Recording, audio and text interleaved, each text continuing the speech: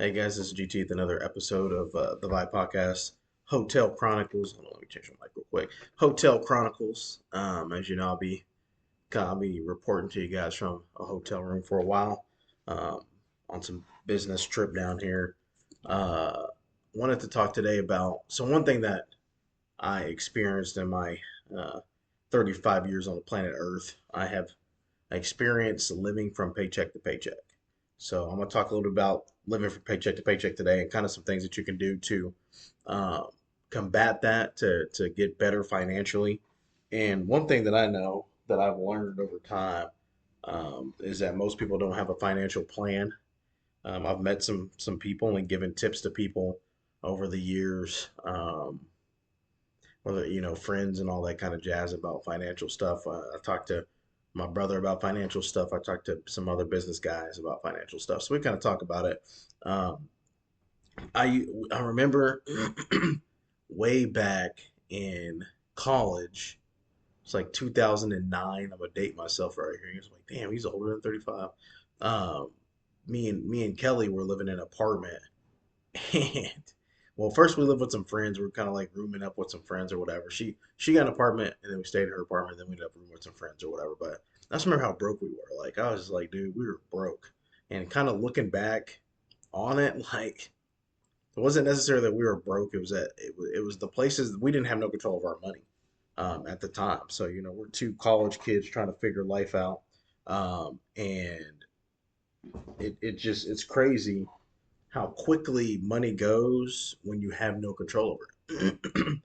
And so I remember we'd spend our like last dollar, it's like a dollar and some change for Baja Blast Mountain Dew from Taco Bell. Knew dang well it was Wednesday. I didn't get paid till Friday, so we knew we was gonna be broke.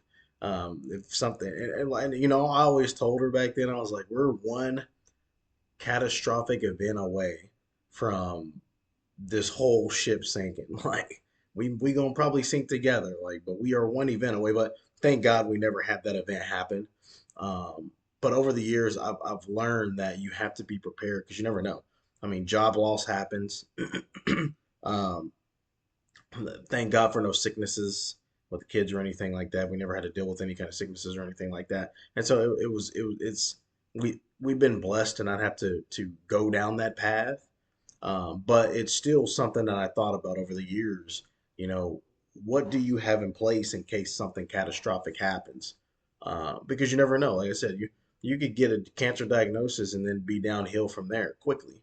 And and job loss happens. Obviously, places lay people off. You obviously have a whole lot going on in the economy right now. So, even jobs that they say or just there's no job that's recession proof. I don't care if you're doctors, nurses, law enforcement. I don't even care. They'll if they need a cut, they'll cut. City governments will cut before they cut themselves.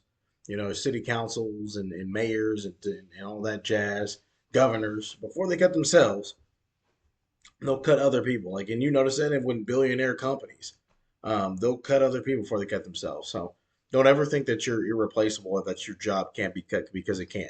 100%, it definitely can. So today I'm gonna go over a couple tidbits, give you guys some tips on how to. Well, number one, the stress that is on top of you when you live paycheck to paycheck is absolutely nuts. I mean, a lot of people that live paycheck to paycheck in the United States are debt. It's a lot of debt. So essentially, their paycheck is already spoken for before they even get it. And so that you're like working, you can literally calculate your hours per week and be like, well, I'm working these 30 hours right here to pay for this car. I'm working these 60 hours here to pay for this mortgage. So like you can literally calculate down to the hours that you work. So you don't have the opportunity. So if you want to take some time off or whatever, and you're an hourly person, you might be taking an L, right? Because not, I mean, even in Wichita, from an economic standpoint, if we look at how Wichita is just like the cost of living is increasing because it has to. If you live in the surrounding cities, I live in Bel Air, so Bel Air is more expensive to live in than it's probably one of the more expensive that Andover and probably Mays, maybe Goddard. But those are some expensive place to live. Derby. I mean, living outside of Wichita is expensive in general, but Even Wichita itself is having to make moves because they're having budgetary issues down there with in Wichita, so they have to make moves, they have to make cuts, or they have to figure out ways to generate more revenue. So ways to generate more revenue. So, I mean, Sedgwick County ended up increasing property taxes. They got to increase revenue somehow, so the cost of living is going to go up. It just is what it is. But the problem is that people have played catch up with pay, and so when it comes to pay had been here, and your pay is going consistently this way, but the cost of living is going consistently this way. So that's kind of the problem that places have run into, and so now they're trying to catch up pay to get it up with that inflation number, but it's hard to catch up. Once you're behind the inflation ball, it's hard to catch up. So yeah, living paycheck to paycheck is something that you don't ever want to be one catastrophic event away from everything falling apart. I don't know how I was able to tote that line for so long, but um, I will tell you, it gave me a different mindset, different perspective um, on business moves now, and then for the future. Thinking differently, like, dude, like, what if I want to take 3 months off? Do I have enough money in the bank to be able to afford to take 3 months off if I want to? Or what if you're working a job and you don't like the job? Do you have enough money to be able to cover yourself until you figure out what's the next move, or are you stuck? The majority of people are probably stuck. Uh, the majority of people are stuck essentially, and so they can't walk away. And there's a power in being able to walk away. There's a power, and that doesn't only go for business and jobs and all that things, but that goes for relationships too. Like in a relationship, if you have the power to walk away, man, that's different. You don't have to put up with whatever, you know. And so when it comes to jobs, like they'll treat you in a manner that makes it seem like you need the job, right? So when you walk away, when you have the ability to walk away, just gives you a certain perspective up here. But so a couple things that you can do. Number one, and I tell this to everybody, I say start by creating a budget. You got to know where your money's going. And I watch a lot of Dave Ramsey. His some of his stuff I feel like is outdated because he's so you got to modernize your mindset and mentality when it comes to debt, and then when it comes to obviously income, because obviously debt is huge now. Back in the day, it didn't used to be as big because you didn't get mortgages, and you're essentially paying 300 $400,000 for a house, so you're in the whole 300 grand. You didn't go to college and you're in the whole 50, 60, 70 grand right off top. So that wasn't happening in those days. So it's easier for you to be able to make a move with your little bit of money you had, and then you were able to compound that. Nowadays, it's harder. There's so many great get rich quick schemes out here that it's hard to really know what to do. And so most people just end up stuck at a job that they don't like, and they just work it and work it and work it because you got to provide, right? You got single parents out here, got to take care of your kids, so you got to provide. Even couples, if you don't have a two income household right now, it is hard. It is tough. It is tough if you don't have a two income household stuff because honestly, just living in Wichita, or I will say living in Bel Air, which is kind of consistent with living in Wichita, we'll say. Um, you got to think about it like this. So you have, say you have a car, you have a mortgage, you got phone, you got electric, you got utilities, you got gas, you got property taxes, those type of things. Oh, lo and behold, you have some childcare expense, right? You probably got to be making somewhere in the ballpark of like 75 to $80,000 a year to be decently comfortable. When I say decently comfortable, I mean you could put a little bit back, right, and be able to save a little bit. You could put chunks back to be able to try to get an emergency fund, right? But it's not a lot of people that are on a single income basis that have that, right? And the average median income in Wichita is probably like 60K, like 55, 60K or something like that. And so the average person's not even there yet. They're not even close. And that's a problem. So you got to make sure that you understand where your money's coming from. So, or where your money's going. So it comes in, you got to understand where it's going. You want to control where it goes. Um, so start a budget always. Cut expenses. You know, are there things that you can do without? Um, one thing that I did that I was able to used to eat out a lot of eating out, and so eating in. saving money. So we're able to save money and kind of look at, okay, what debts can we pay off with what extra money, or can we save something, or is there something else there, or can we put that money into a different box? Is there a different box you can put that in? Build an emergency fund. You should always have an emergency fund. They say 3 months salary. Um, hard. It's hard. I mean, at least have something. Say your car breaks down, you got to go spend 2K on a car. You don't want to take out a loan because them loan junkies will get you. You go to CashNet USA, what is it, Speedy Cash, Advance America, those places. A $500 loan ends up costing you like 2,500 bucks.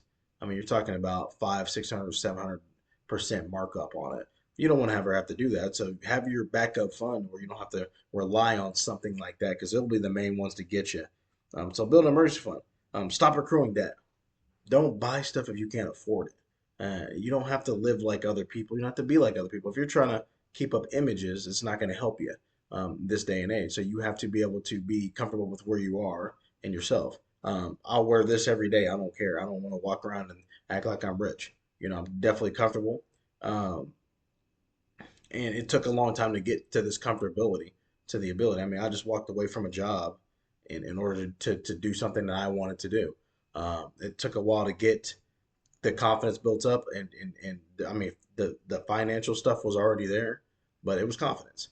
So it's a two-prong approach. But me being able to walk away from a job and say, okay, I want to go do what I want to do. I want to go do something for me. It hits different. It's a powerful thing, man. Open a yield savings account is something that they say online. Join a credit union, those are some things. But honestly, to be real with you, number one, budget. Number two, um, try to cut out the expenses. What can you cut? Um, don't worry about living like the Joneses or trying to be like everybody else. Um, you know, I ended up getting a new car, so I had a red car, and I talked about this in a prior podcast. My little pop can Chevy Sonic. Man, I had that bad boy. It was paid off. It was an asset. But I needed something bigger. Kids are getting bigger and growing and things like that, so I needed something with more space. I ended up getting another car. With the goal of making double payments and kind of end up paying off quickly because I don't want to hold that debt for no 5 years or 4 years or 6 years. The average car note is 6 years now. Used to be five. And so they're just adding more interest and more debt to people. And so you want to have the right mindset when it comes to these things. But just kind of think about it like this: if something were to happen to you today, would you have the ability to be able to sustain your current level of living for a couple of months if it was necessary? If the answer is no, you're in trouble. You're already behind the eight ball, and we need to get you ahead. And so we're going to talk about some things over the next couple of weeks. Like I said, I'll be hotel living for a while. And I mean, it's business. We're taking care of business down here, so I'm going to talk business with you guys too. And so we'll talk about ways to be able to cut expenses. Um, my brother's probably the cheapest dude you ever meet. The dude would never buy a car and have a car payment. I mean, the dude buys junk cars, 1,500, puts a little bit of money into them, and they run for years. You don't necessarily need the new car. People, I got to get the new car. You don't necessarily need that, because that's payments. Then you got to think about you got to get full coverage insurance. So that's an expense. So for the first, and then a lot of people when they get a vehicle, they refinance it later on. So then you end up, these dudes that get these big old trucks. They're paying 800, 900 bucks a month for them, and then they get down the road and they're like, man, I need a cheaper car payment. So being an idiot, oh, okay, well, this car payment's 400, but they extend the loan 3 or 4 more years, right? So you end up paying 500 for 10 years when you could have just gone ahead and got it done at five, right? Um, Paying whatever you had agreed to pay on in the first place. Refinancing is not good, especially when it comes to something that depreciates as quick as a vehicle, because you'll be upside down on that loan quick. It doesn't take much time for you to get there. Um, because even for me, I had this Chevy Sonic for like 7 years. I mean, it was worth 6 grand when I ended up trading in for the new vehicle. But it when I got it, it was just like 27K, it's like $27,000 car. Got it almost brand new. So, but yeah, so you got to think about those things as you kind of go through and you guys are trying to figure out finance, especially if you're in a family. Now, if you got a two income household and you're living into the catastrophic event. I mean, if you and your spouse pull in together more than 100 grand a year, 110, 120, and you're in the Wichita area, you should be doing pretty well for yourself. Other areas, obviously, cost of living fluctuates, but it's hard to do it as a one income household. I mean, that's it's hard, it's tough, but there are ways around it. We'll kind of discuss those things as we kind of go along. Again, it's GT the Vibe podcast, though. Please make sure you like, subscribe, and share. On to the next one. I'll see you guys. I'm out.